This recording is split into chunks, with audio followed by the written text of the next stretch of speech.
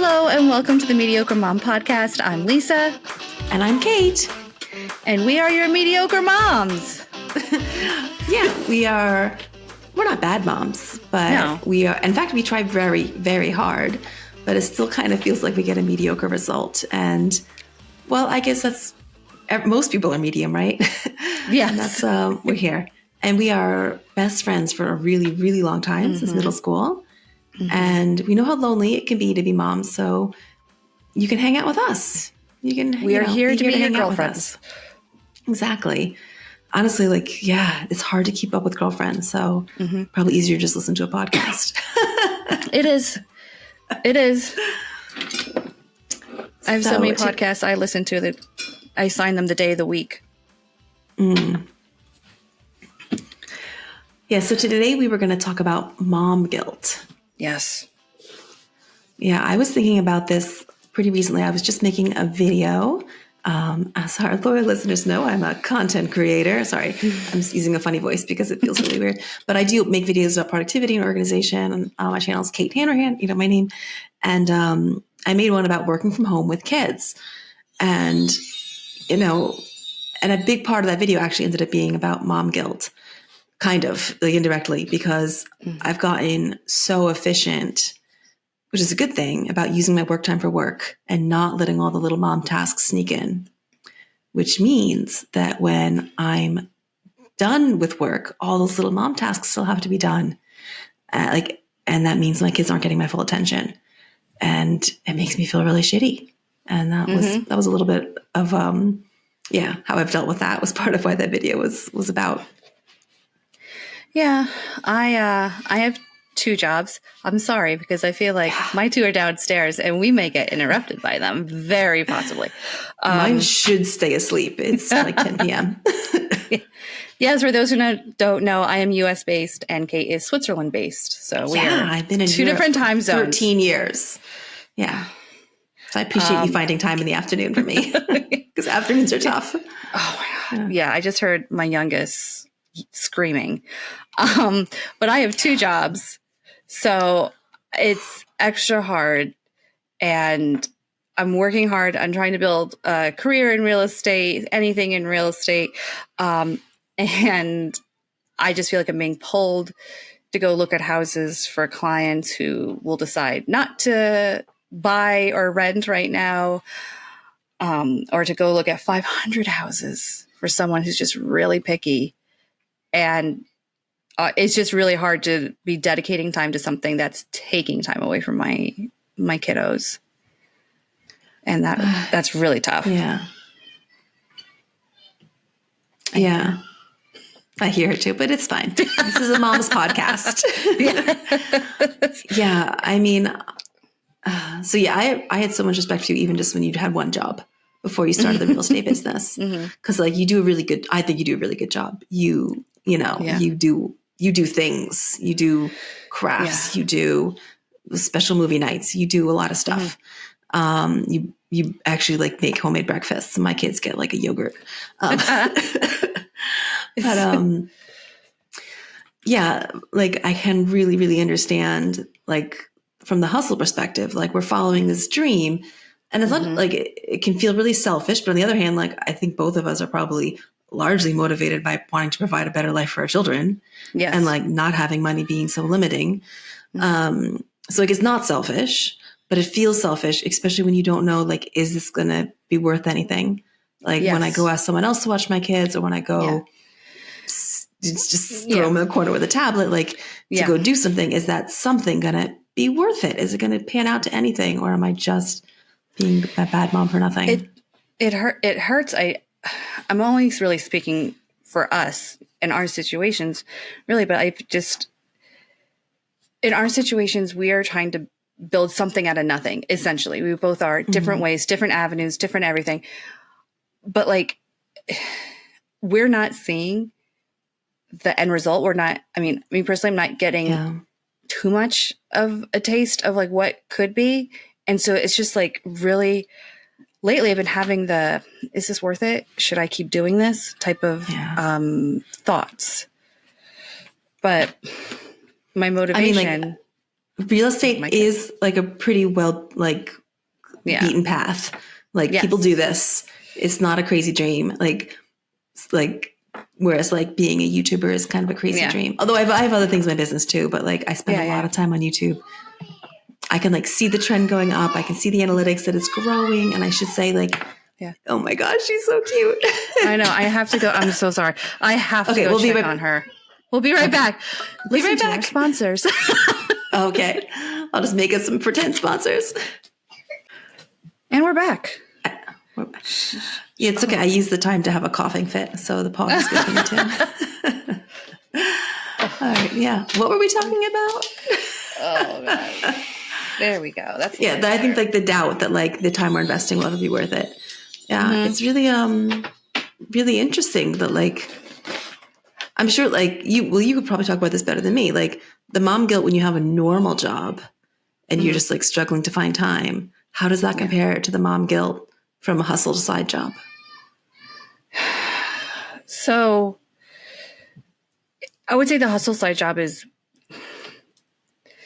right now in my moment, it feels worse because it's like, I'm choosing to do this. This is not like I have to. This is not like how I make my bread and butter. This is what helps us pay the bills, pay the mortgage. Like I'm choosing to do this. I'm choosing to do this. And plus also one of the things with real estate is it's very expensive just to maintain a license. And I have to go, I still haven't done it, but I still have time. I have to go spend $65 per class for 2 classes to maintain my license or continuing education already. So it's also a thing like my husband said to me, and he's very loving and very supportive, and I love him to the moon and back. He's like, you have to make a profit because if you don't make a profit, this is just an expensive hobby. He's right. And I can't blame him. Oh, I hate that he said it because that's like the thing that goes through my head all the time is it's just an expensive hobby. Oh. Yep. Maybe it was the cat. That's the cat. That's the cat. That's what I just thought. Yeah. I thought I could have sworn it sounded like mom. Well, you'd think we would.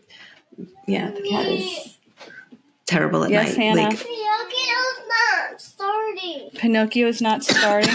All right, you go have your fit. Okay, we're back again. Sorry, a tough one. It is. I have a cat here too. So that's how I would assume. Like, I don't want grass is always greener on the other side, so I don't want assume that working normal job moms have it easier because I think that's also really, really hard. The lack of flexibility is going to be really hard. But it's like I have to do it. Like I just have to work. Like there's no leeway where it's like a lot when it's your own hustle, when it's your own business. Like it's what do I have to do? I'm in charge, which is like what we want, but it makes the guilt. That makes the guilt a lot worse. Yeah. Oh yeah. I know. I have some other mom friends who just have the 9-to-5. There's no extra hustles or anything, and I know they have it. They have it major. Yeah, certainly. Like I've always heard that. Like I feel like I'm sucking at 2 things from 9-to-5 moms. I don't feel like I'm sucking at 2 things, but I feel like with my business, I'm moving so slow.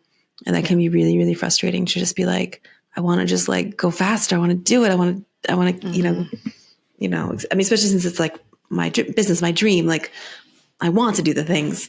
It's all stuff I like, but I just can only find, so many hours. I hear you. And what is annoying about real estate is like, it is client based. And sometimes like I am on the speed of them. Yeah. And then there are times where like, maybe it's like 10 o'clock at night and it's a rare, but like I've got a little burst of energy and I could sit in front of the computer, but like at the same time, like I can't be texting people at 10 o'clock at night. That's ridiculous. Unless you are already under agreement and something major happened, I'm not texting you at 10 o'clock at night. No, I wouldn't want to text you, or getting to making phone calls. So like I should be. Yeah. I mean, like, you could kind of like, could you write them and leave them as drafts or like, so that like when it's a reasonable hour, you can just go like send. I could, but I had to remember to wake up and hit send. But like that's like when I have that energy and I want to do this, like that's the other part that kind of sucks. It's just like it's client based, and like I can send all the emails I want 10 o'clock at night. I feel like emails are free to be sent absolutely 24 hours. Absolutely. But when it comes to like any other communication, I Mm-hmm. wouldn't. I would say 9 p.m. would be the latest. Like real estate, I feel like that's kind of an evening business. So like I would say, you know, you get a little later than other things. I could say I think go to 9 p.m. but not after 10. No. Yeah. I mean, like I go to bed at 10. Like, so oh my gosh, I go to like what time? Who am I putting to bed that night? At whatever time they fall asleep, I'm like, all right, it's bedtime for me. Like, I see these moms on Instagram. Like, I follow a couple, and this one is like, speaking of, this one, she's like putting them to bed. She's going home, making dinner, putting them to bed. After they're in bed, she's folding laundry, she's cleaning the house, and I'm like, after my kids go to bed, I barely have enough energy to wash my face. And I have to tell myself, you need to get your ass up. You're going to be an old lady. You go wash that your damn face. That time after bedtime is really special. Yeah. Yeah, because like if you go through the whole relaxing bedtime routine, which you really have to in like the toddler years, it relaxes and puts you to sleep too. So to then like find energy after you've gone through like this whole relaxing thing, it's really, really hard. This is actually like another one of my tips, one of my videos. But so what I tried is I know what I'm doing after the kids go to sleep, and it's something that I want to do. It's not folding laundry. Like, maybe it is. Like, maybe there's something like that, like folding laundry or like a one leftover task that has to be done. And then I'm motivated because I know it has to be done. But most of the time, it's either quality time with Peter, my partner, which is also like something that is important and needs time. And, I want to give that time. Or like it's something that I actually want to do. Like it's Disney vacation planning, or it's doing my nails, or it's it could even be studying German, which is like not so fun, but it makes me feel really productive. And it's not decision making. It's just like studying flashcards, So like, those are like, so I know I'm doing one of those things when the kids go to bed, and I've stopped staying in the room. I mean, they're a little bigger too, but I don't stay in the room and get like sucked into either like the sleep zone or my phone. Yeah. My girls share a room as well, and my youngest still wants me there, and I'm trying very hard to wean her off me. I've gotten to the point where I don't lay in the bed with her, but I do sit in the floor, and I let her hold my hand. When she gets, I know she's getting very sleepy when she goes, "Mommy, hold my hand." So I'm like, okay. And I'm trying to like read a book so I can feel like I'm doing something for me. Yeah, I find the dangerous thing is if I start like reading my phone when I'm in there, like half an hour will go by before I realize it. Oh, I know. And then I'm that much more tired. Like I don't have time to really like watch anything with my partner because, like I said, we go to bed at 10. So like, if I'm coming out of the kids, like little one for me falls asleep crazy fast, and it makes the older one so jealous. She's like, why does Minnie fall asleep so fast? Like, it's not fair. It just takes her a second. And like, she's more like me where it's just harder. Although, having kids has made it much easier for me to fall asleep. Oh, same. Yeah. And like, my partner's really jealous of me because he thinks I fall asleep really easily, which has never, ever, ever, ever been me. Like my teenage years, I would like read all night, even read nonfiction all night, like because I could not fall asleep. But now my secret to sleeping is I'm always very tired. That is me. That's the secret. It took me a long time to learn how to shut my brain off. And then once I did, I met my husband who would fall asleep, lights on, television on. And now I need the TV on to fall asleep because I just need some type or music. I just need some noise in the background to dull out my Peter likes thoughts. to listen to ebooks I think same thing to like, like an ebook that he's already read. So it's not like interesting, but like to kind of turn off his brain. I don't like that. I will listen. I prefer quiet. Yeah. But sometimes like I'll hear it in the night. I know he's having a hard time. Yeah. Since having children, I fall asleep. Like all I have to do is close my eyes, boom, gone. Yeah. But because we're that tired. We're that tired. My husband gets mad at me because if we were having a fight, where he'll stay up all night stirring about the fight and about what was said and about what happened. I'm like, peace, good night. And I just fall asleep real easy. But I was talking to my sister-in-law to be, and apparently my brother does the same thing to her. And she said, what is it with you guys? She goes, you're psychopaths. You're psychopaths. I do, because we're girlfriends, we're all friends here. My secret to fall asleep, like when it is being more difficult, is I masturbate. that works really well. I've done that before. Masturbate really myself to sleep. It does. Yeah, it clears your head. Yep. It relaxes you. It's it's nice to do. No. Yeah. I hope you're not doing this while you lie next to your partner as he's trying to fall asleep listening to the ebook. He's trying to fall asleep.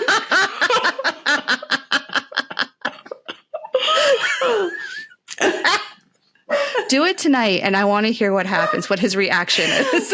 Okay, this is probably too personal, but normally either he's dead asleep, and I'm sure he is, or or I'm like alone. But the other night he did say, "What are you doing?" Nothing. And I just said, nothing. What you think I'm doing?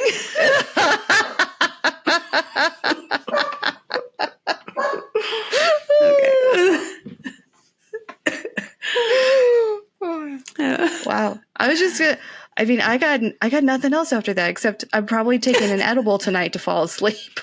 Not to fall asleep, but because I'm waking up very tired. And I'm going to bed like 9, 10 o'clock. And I come home, and the day I don't have showings, I have what I call nap time. Mm-hmm. So I'm like, this is not good. So I mean, I have my NyQuil ready to take as soon as we're done recording. I mean, this isn't like a daily thing. Like I'm sick, and I mostly just don't want to be coughing all night, and I like to wake me up and also to wake him up because he's a harder time falling back asleep. I know I feel really guilty waking. More guilt, mom guilt. I know. We want to get back to mom guilt. So the thing I talked about like in the video was I've gotten so good at not getting distracted by mom tasks when I'm doing work, but they still have to be done. And so like I save those. I call them like low cognitive tasks, like things that I don't need to be like fully in the zone to do. I can do them and get interrupted and it's fine. And so like I save all those for when the kids are home. And so that means like when they're home, I'm not doing stuff with them. I'm just like, I'm doing all those things. And I have to really remind myself that there's kind of two different types of time that I spend with my kids. There's quality time where we are doing things together. And then there's time where I'm just providing a safe environment for them to have solo play or playing together. But I'm not giving them I'm not giving them my attention. And that like intellectually, I think that's good for kids. I think they shouldn't have a parent over their shoulder 24/7, and they need to have solo play and like not constant entertainment provided by a parent. So like intellectually, I know like this is a good thing. I'm getting my work done during work time. I'm getting my mom work done during these other times. I'm providing like safety and supervision and solo playtime for my kids. And like, but I really have to remind myself that like, it's a different thing. We're not doing quality time right now. I'm not a bad mother because I'm not giving them my full attention. And it is serious mental gymnastics to remind myself that like, this is good. This is what I'm supposed to do, and not feel guilty that like they are in my presence and not getting my full attention. Yeah, it is very hard. 'Cause like, when I have to get my older one off the bus, and I'm like, okay, just mommy has an appointment tonight, and and I just keep reminding her, I'm like, mommy's trying to make money so we can do fun things. We can only do fun things if mommy has the money. That's hard. Yeah, they know mommy works because we need money. Yeah. They understand money buys things like ice cream. Yeah. I try to tell her, you want to go back to Disney World? Mommy needs to go to work and make money so we can go back to Disney World. But yeah. My little one is like totally picked up all my Disney like fanaticism. Love it. And she like at night she doesn't want to read books anymore. She wants to like look at the Disney plans. Because I like made like I got like a big sheet of like kid paper and like drew out the time and like started putting like the parks and the restaurants like in like the square so I could kind of see the layout better and like make a nice spread out between like lunch with princesses and lunch with Minnie and Mickey and stuff like that. And but she like loves looking at that thing and like she wants to look at that and I'm like, we're like really dangerously close to overhyping. And she's going to be like disappointed when she gets to Disney. Because she's already done it. I don't think she's going to, I think she knows. I think this time she knows, oh, this is really cool. I know what I'm getting into and I'm just getting very excited. I think she knows. So I hope so. I don't think it's worried about overhyping. No. But, like. The big thing now is to say, this is boring. And I told her, like, I do not want to hear those words when we're in Disney. Like, there will be lines, there will be waiting, and I do not want to hear you say, this is boring. Because it'll, she loves saying, this is boring. Everything, this is boring. Are you guys going to do the Frozen ride? I only like things that are fun or funny. Oh, my God. Yeah, we'll definitely do the Frozen ride. Yeah. Yeah. Right now I'm focusing on meals. We're still too far out to make reservations yet. So I'm like making my perfect meal plans and I like want to eat in more restaurants than we have meals. So I need to kind of like pick out which ones and I'm probably going to make like too many reservations. And then like when it gets closer, we know that like we have them, but we can cancel them, stuff like that. That's nice. Yeah. That is nice. Nice. That is going to be nice, hardcore quality time that you're going to be having with them. Yeah. I mean, last time was a week and this time is 2 weeks. Perfect. And the other adults were sold on the 2-week trip because on the premise that it would be moving slower.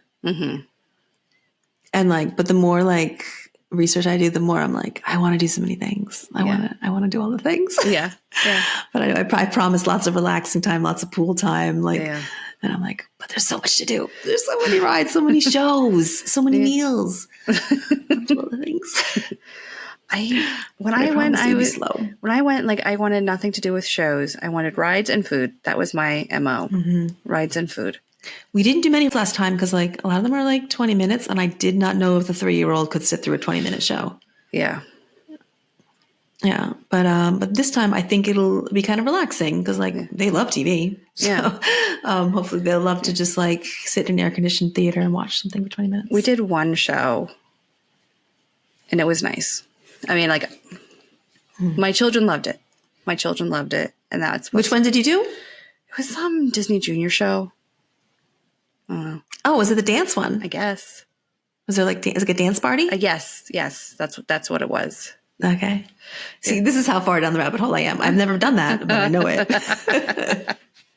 Yeah. So like, I mean, I'm like bursting, but yeah. So like, I want to do Muppets 3D. Oh yeah, that sounds fun. I think the Lion King is like almost more like a circus show. Oh, okay. And there's like the Nemo one is like with puppets and supposed to be really good. Those are both in Animal Kingdom.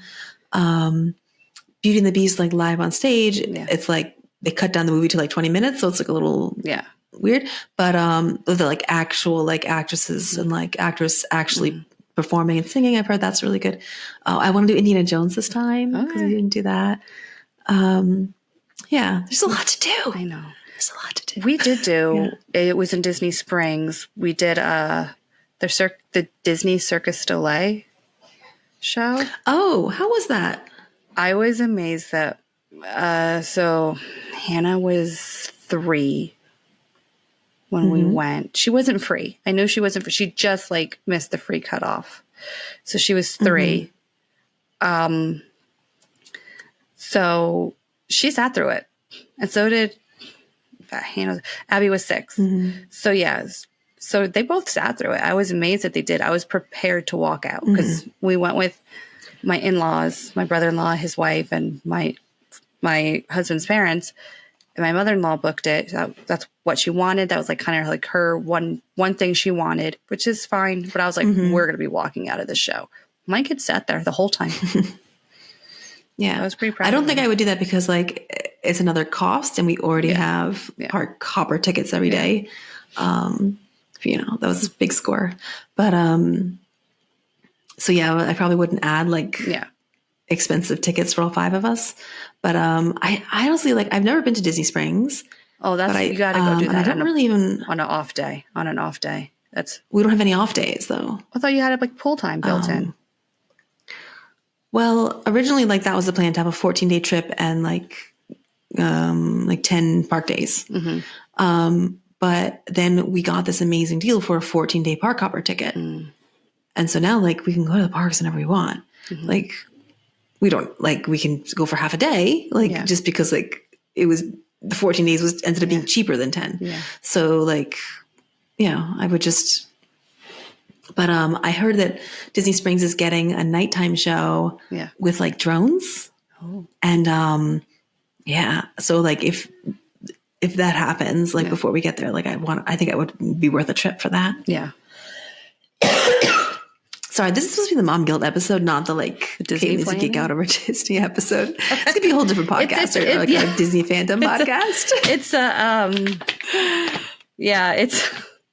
It's a tangent, and you guys are just here for the ride. That's why you're tuning in because you're just here for the tangents. I mean, that's what conversations do. They they evolve, they flow. They evolve, they flow, they cough, their kids scream because Pinocchio is not playing. See? What version of Pinocchio are your kids watching? Because like on Disney, it's a scary movie. Hannah wanted to watch it. Like the original, like the old cartoon. No, there's a live action. The remake, the live action. Okay, I haven't seen that. Okay. Hannah hasn't gotten too far past like to any scary parts yet. Like I didn't even know she knew what Pinocchio was. She goes, "I'm gonna watch Pinocchio." And I was like, "What?" I'm like, the cartoon. My kids have like, really? You want that? Yeah. Like Pinocchio and Dumbo are scary. Yeah. And Bambi is just kind of weird. It's My like girls they haven't watched Bambi, and maybe when they're like 15 they can watch it, but I don't think they'll be watching it anytime soon. Whoever had pneumonia when she was 2, and she and I just chilled for a month together, like unable to like do anything. And we watched like every animated classic in order. And like, actually, I think I maybe even skipped Pinocchio when we did that. Cause like, but I watched Bambi and it's like, it's kind of trippy. It's like an indie film. There's like not really a plot, but like there's things happening with it. Well, Hannah, it's a weird film. Hannah identifies with Maleficent. She loves Maleficent. We have a Maleficent doll. Her icon for Disney Plus is Maleficent. Like, I'm sorry, like the Angelina Jolie one or the animated original one? I want to show her the Angelina Jolie one, but it's not on Disney Plus right now. But yeah, she loves Maleficent. She's a weirdo. Interesting. She's a weirdo. Interesting. I got like a shirt in the mail, and my daughter says, "I hope it's nothing scary." And I'm like, "Scary clothes?" And she goes, like with all of the scary villains on them, because I have a shirt with like all the like villains, like it's like that I wore like Halloween. That is not permitted in Disney. And just like, so you know, she's not going to let you wear. Not? Aurora's she's not allowed to wear it. Yeah, she's not allowed you to wear it. This was Lavinia, the little, but like still, I'm like, you're scared of my shirt? Like, shirt. Yeah, they think any movie is too scary, basically. Like they like TV shows with like the shortness, and also a lot of new stuff. Like, you know, like Bluey. Yeah. It's not, there's no scary conflict. You know like what there they is, you know what they like might, a battle against evil. You know what they would like? I think they might like, for multiple reasons, the movie Luca. They got bored watching it. Seriously? And wandered away. Really? Yeah. Yeah. I thought they would like love that. There's no I know, because we're bad guy. Italian and it takes place in Italy. And there's no like bad villain. Like there's no bad guy. I mean, the bad guy is just a person. Yeah, but they're like, I don't know, he's worried he's getting it caught the whole time. That kind of anxiety for them. Oh my God. Yeah. Yeah. I mean, Aurora, I think, like, remembers a lot of the movies when we've seen them. But Lavinia, with her little, 5-year-old brain, I don't know, like, I kind of want her in preparation to, like, do the homework, watch The Little Mermaid and Cinderella and Sleeping Beauty, and you have to get all the references before we're in their castle or meeting them, But yeah, I'm forced. Like every now and then, like her tablet battery dies, and I'm like, we can watch a movie together. Like, and I give her like 3 choices, like The Little Mermaid or Cinderella or Beauty and the Beast. Little Mermaid. We watched that together because I wanted to see it. Yeah. But we haven't. And I think when it like first came out, we watched the live action Beauty and the Beast. Okay. But we haven't watched the other live action so much. Because I feel like the live actions aren't as scary as like some of the cartoons. Really? I would think the opposite. No. Huh. Well, not for like Pinocchio, I hope not. I hope not. I mean, she's watching it in the other room right now. We'll find out. If she comes in screaming, you guys all know what happened. Pinocchio. I mean, even Alice in Wonderland. Yeah. There's a scene with like a bunch of clams that are babies. Yes. And they get eaten, and it is effed up. Yeah. It is like so gross and sad. And like, ugh. There's like, times have changed. Like, and I remember like when those were like our movies as kids, and our parents were like, in the real fairy tales, the Cinderella sisters cut off her heels. Yeah. And the Little Mermaid dies. Yeah. And like we were such wussies like for watching our movies in the 80s and 90s. But like, even watching the 80s and 90s movies now, it's like, things have changed. No, we'll find out. Now, like sometimes some of them, they're like, just so you know, there's like a 11-second like warning. There's tobacco use, or there's like some type of there's type of warning about this. Yeah, this movie. Yeah, every single like animal one has a racial stereotypes warning in front of it, because every single one of them has that Siamese cat with the over the top like Asian stereotypes. Like, but they all have that Siamese cat. Oh yeah, just like every movie. Hi, my animal, my fur baby just is right here staring at me. Mm-hmm. Yeah, mine was right here, like purring into the mic, and now she just jumped down. She's a weirdo. That's my other weirdo. Yeah, Disney's more fun to talk about than mom guilt. Yes, it is. It's so much more fun. Yeah. I think my mother-in-law wants to go back. But we'll see. Who wouldn't want to go back, Lisa? Everyone always wants to go back. I think she's afraid she's going to be too old. Because I don't know what I said, but like my partner was like, this isn't going to be like a regular thing. We're going to take normal vacations. And I was like, like, not I guess really. Right. Doesn't Epcot count as a trip around the world? I was talking about Paris Disney, which has been like at the top of my travel bucket list for ages. Yeah. And he was like, we're not doing another Disney trip like anytime soon. And I'm like, I want to go to Paris. I'm like, yeah, we are. See, you got to loop him into going to Paris with you. And then you're like, well, we're here. Yeah. Might as 2 birds. I mean, like Paris Disney's expensive. I'm sure. But it's like half the price of of Florida. That's why you just make Or it. less, That's why you just probably. make it for you two.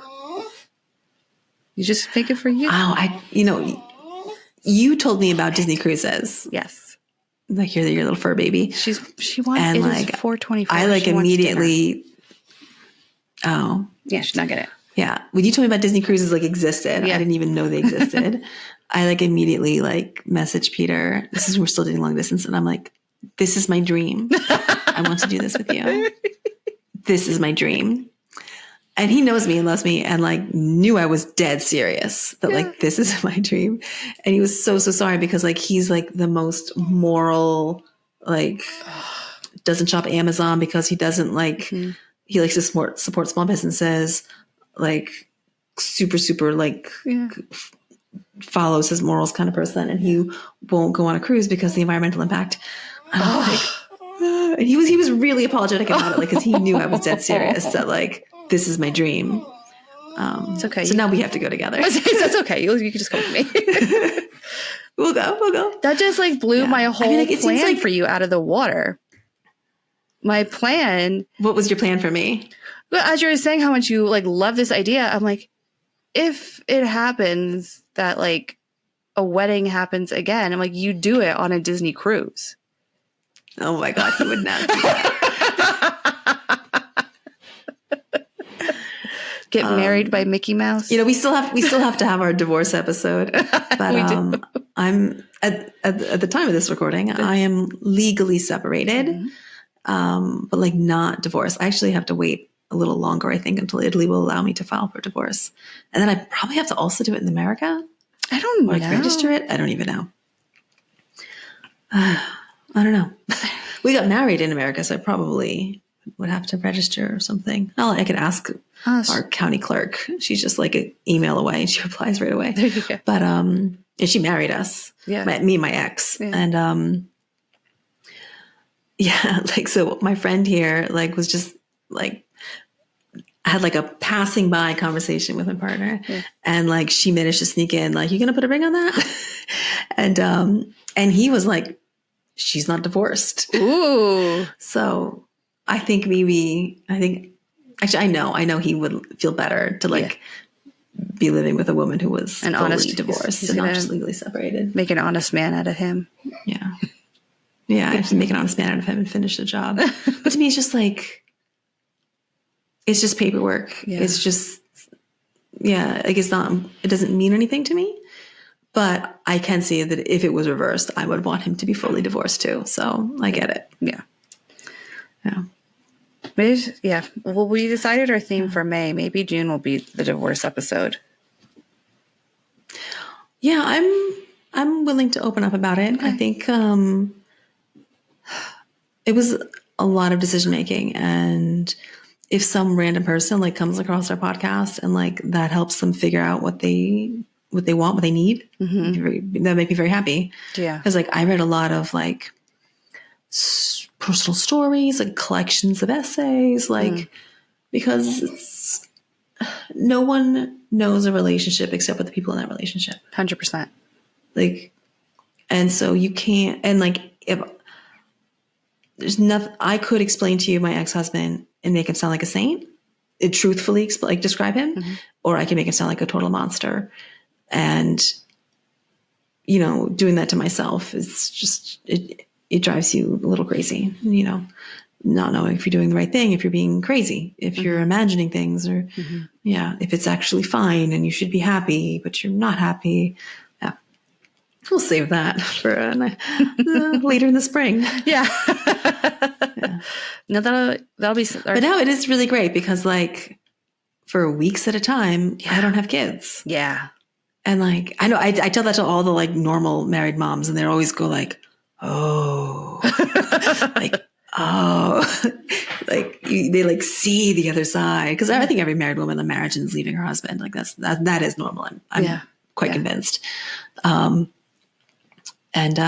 it's not all sunshine. Like I get so stressed out on the day of the exchange. And I worry about them. Like I don't trust my ex 100% or my mother-in-law 100%. So like to leave them in their care is stressful, but I want them in their lives. So I have to get over that. And then I get to enjoy some time where it's like just me and Peter, like people without kids. Yeah. Just like a dream. Sleep in. Not have to like get up and get somebody out or get two of them out the door, up dressed. Yeah. I've been so sick for more than a week now. And like, I still have to get them up and ready for school. I hate it. Like, there's no calling out of that. Mm-mm. There's no taking a sick day. There's no taking a break. Like, even though like I do like one thing and then sit down, catch my breath, do one thing, sit down, catch my breath. Like, I still got to keep going. And when you feel sick, I think as a mother, it feels really alone. That there's often no one who can really help you. Like, unless maybe your own mom can help you. Mine's not here. She's in New Jersey, close to you. You know, I have a really wonderful partner, but he's at work. Yep. Like, so he can help me when he comes home. But like, you know, this time he didn't catch what I have, but like, there's always a good chance of that. And then he man colds worse than me. So as they all do. Yeah, they all do that. Yeah, I got inaugurated pretty early to the man cold. My husband, 5 months into our marriage, caught the chicken pox. And I remember Brian getting the chicken pox. I had to hold his hand through that. That was no joke. I mean, I've heard it's really bad when adults get it, but it was. Yeah. It was. Yeah, it was bad. And I don't envy either of you going through that. Yeah, no. Yeah. Actually, I'm not positive my kids got vaccinated.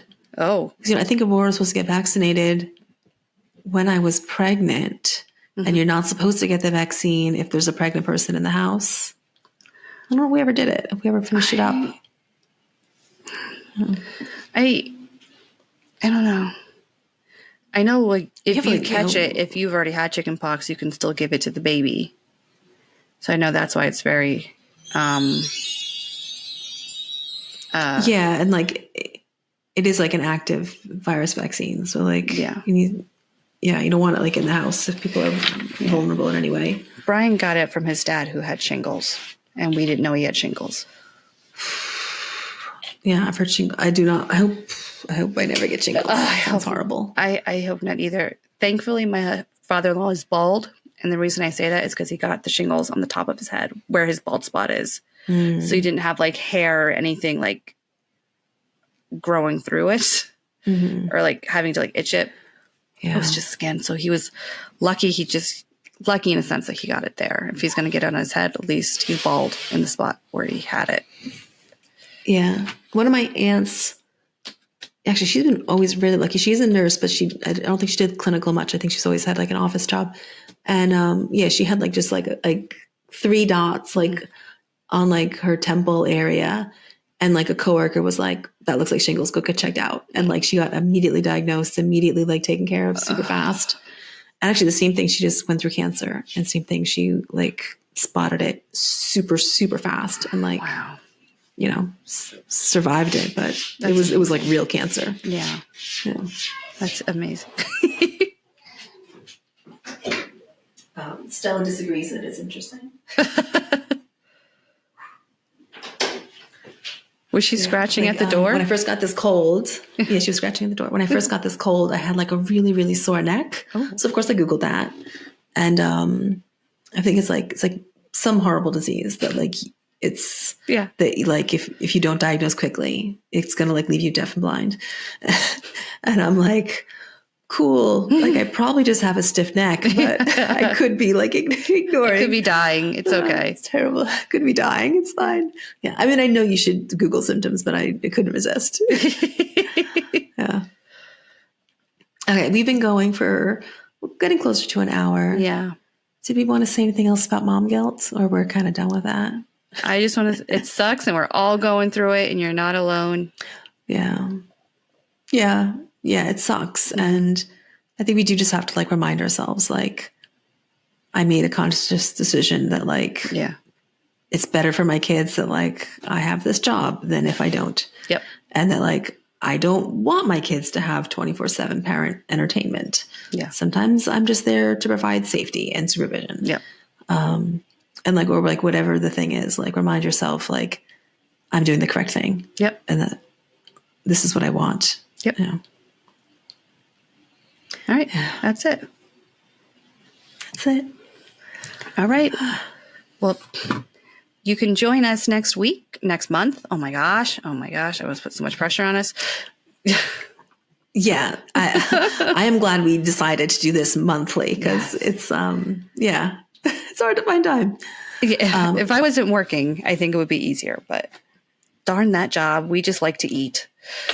Sure. Yeah. Lots of things would be easier if you like had a bunch of extra hours in the week. Yeah. But yeah, no, thank you. Join us next month when the topic will be grandmas in honor of Mother's Day. And if you ever want to send us any questions, you can email us at mediocre.moms.co@gmail.com, or we have a website, which is MediocreMomsCo.com. Yeah, you heard that right. MediocreMomsCo.com. And then like all of our links for all of our previous episodes, like getting them on all different things and that email address are all on that website. Perfect. Yeah. And yeah, thanks for hanging out with us today. Bye, guys. Bye. We'll see you next month.